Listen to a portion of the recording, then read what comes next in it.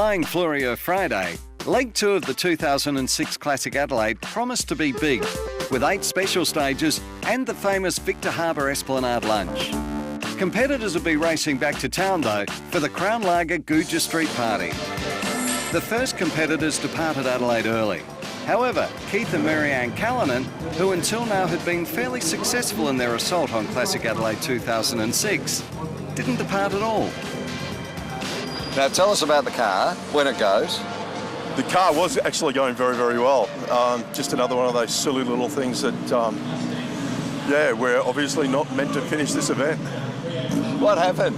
Mate, it broke a selector shaft. Brand new Fister gearbox in it, which is just, I love it to death. But it's still a 32-year-old bit that we didn't change. We're our own worst enemies. It started off very well yesterday, I hear. Made the prologue, second on the prologue, and we weren't sort of going hard. You know, after the spin last year, that was fairly embarrassing. Not as embarrassing as the boys going off, but yeah, we made up our mind that we were just going to get through prologue, and apparently won the first 2.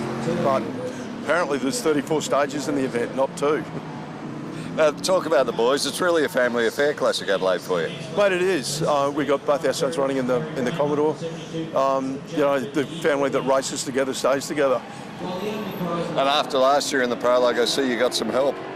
Yeah, Rossi Duncan's come over from Western Australia to keep him under control, and one's 26 and the other one's 24, so he's got a big job in front of him. A newcomer to tarmac rallying, what was Michael Bowden, driver of a 1979 Ford Mark II Escort, most looking forward to? Improving on our times. I've never done tarmac before, so it's something different. Yeah, good. At the end of yesterday's competition, Michael and co-driver Helen Cheers sat somewhere around the 40th position, which wasn't bad considering. Yeah, getting used to using the other side of the road was my biggest problem, so by the end of the day I was starting to use the whole lot, which was starting to come good. Hopefully today's improvement right from the word go. Coromandel, Special Stage 8, is a favourite of the event and a great way to start Leg 2. This stage has everything a driver could ever want in a road. High-quality surfaces, positive and negative cambered corners, hairpins, uphill and downhill sections, quick straights and amazing views. Navigator Cam Whitnell unwillingly experienced what happens when the driver misses a call.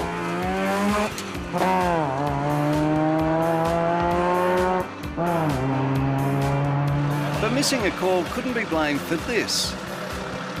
So what did happen to Richard Woodward and David McCrow, who prior to this were positioned 3rd in the Classic competition? Well, unfortunately we started braking before the finish line because I was a bit worried about the finish corner, and the rear brakes locked, and I think we actually then turned sideways and stuck the right hand side of the car in the bank, and what you see here is what you get after rolling 3 times. So is everyone okay? We're pretty good. A little bit of a sore elbow where I banged it on the door, and we actually, my helmet came off, funnily enough, I'm not sure why. But Dave's fine, I'm fine. The cars are right off that. While car 443 had all but gone up in smoke, Peter Cochrane's 67 Ford Mustang was just creating some.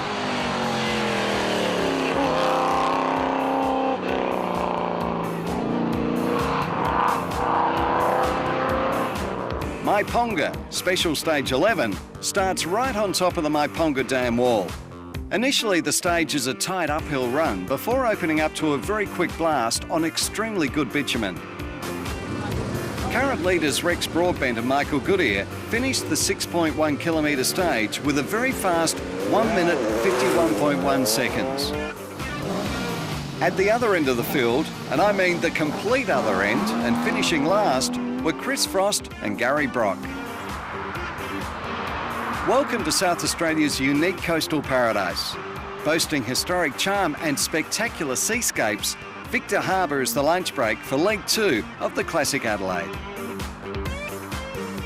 Recently appointed Mayor, Mary Lou Corcoran, welcomed competitors to Victor Harbour. It's the best place. It's the best place to live, holiday, enjoy with your family, or just grow old in peace.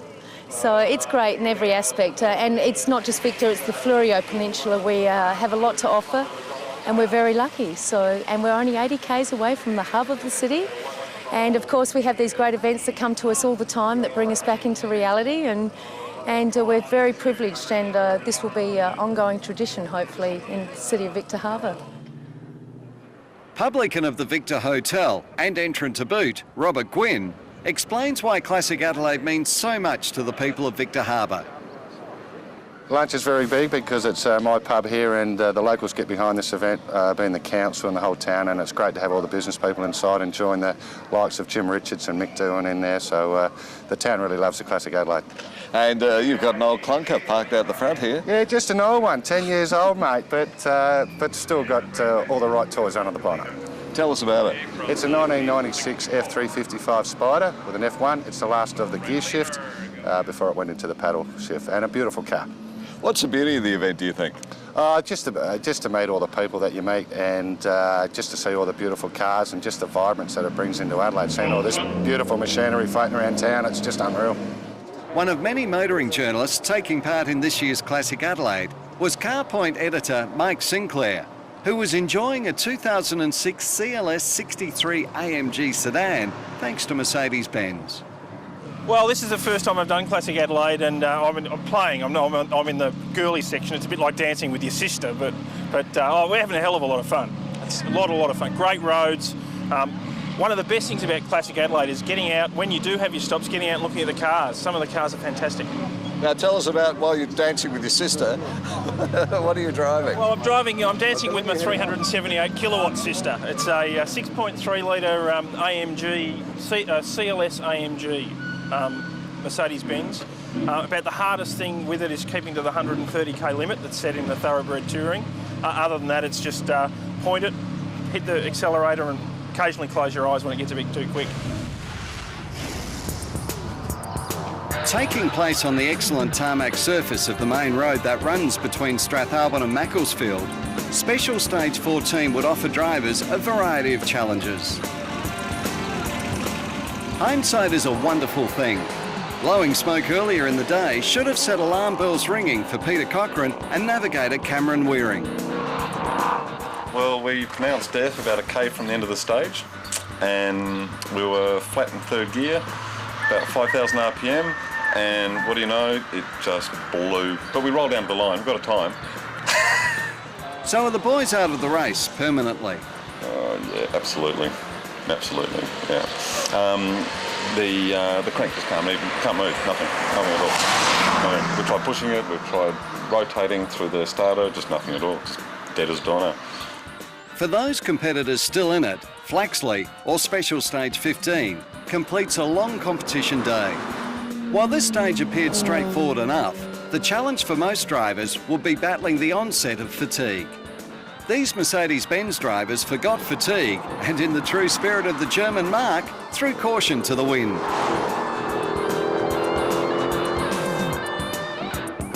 The Crown Lager Street Party, held in Adelaide's Goodger Street, offered motoring enthusiasts a chance to view over $20 million worth of rally cars. Another drawcard of the event, the popular Goodger Street Party, attracted upwards of 30,000 people to the Adelaide area in 2005, and in 2006 seems set to do the same. The famous Italian marque, Ferrari, has always been associated with the colour red, simply because it's their racing livery. Participating in Classic Adelaide for the second year in a row, we asked dealer principal of Formula Prestige, Robert Corradini, how important Ferrari's involvement in the event was. Now, Ferrari's involvement in the Classic Adelaide, important to you? Very, very important. And last year, as you know, they were the major sponsors. This year, they've got a lesser role, lesser profile. Nevertheless, the majority of the better cars is Ferrari, and people come here to look at Ferrari. A lot of your customers enjoy the rally. Oh, they do, and not only our customers, they come from all over Australia, all over the world for that matter, and they bring the very precious metal across to compete in this rally. Attracting more than 300,000 visitors to the city of Adelaide and generating more than $7 million in the last 10 years, Classic Adelaide is vital to the Australian economy. Brian Bellum, Executive Director of Department of Trade and Economic Development, explains. International visitors is important. Absolutely. I mean, our Premier and our Treasurer and other ministers have been involved in trade missions recently. South Australia regards itself just not a part of the national economy, but developing an integral role with the international economy as well. And this is a very, very important part of our strategy. And to that extent, this event can be very good to us in terms of attracting people to the state and showcasing the benefits of the state, particularly the lifestyle benefits we have. Event director David Edwards is always pleased with the large crowds that flock to the Guja Street Party. Just the Friday night's a tradition, isn't it? Yes, has been for 10 years, Glenn. Good night. It's a great night. What makes it so popular? The cars. Adelaide loves coming to something that's about motor cars. It's a motor car city. You wouldn't think that after losing the Grand Prix, but now the V8 supercars are here, and we've been here 10 years. And Adelaide takes 10 years to warm to you, I think. As the sun sets on Guja Street, the results at the end of Leg 2 look like this. In classic competition, Lingford and Lingford went from 4th to 3rd, while Freestone and Freestone battled their way back to the top, placing 2nd, which left Len and Gail Catlin to claim 1st place. In late classic competition, Pye and Geelan have managed to claim 2nd, leaving Richards and Oliver 3rd. But seemingly untouchable, Broadbent and Goodyear held 1st for the 3rd day in a row. Hold on to your seats, because up next is all the action from Leg 3 of the Classic Adelaide.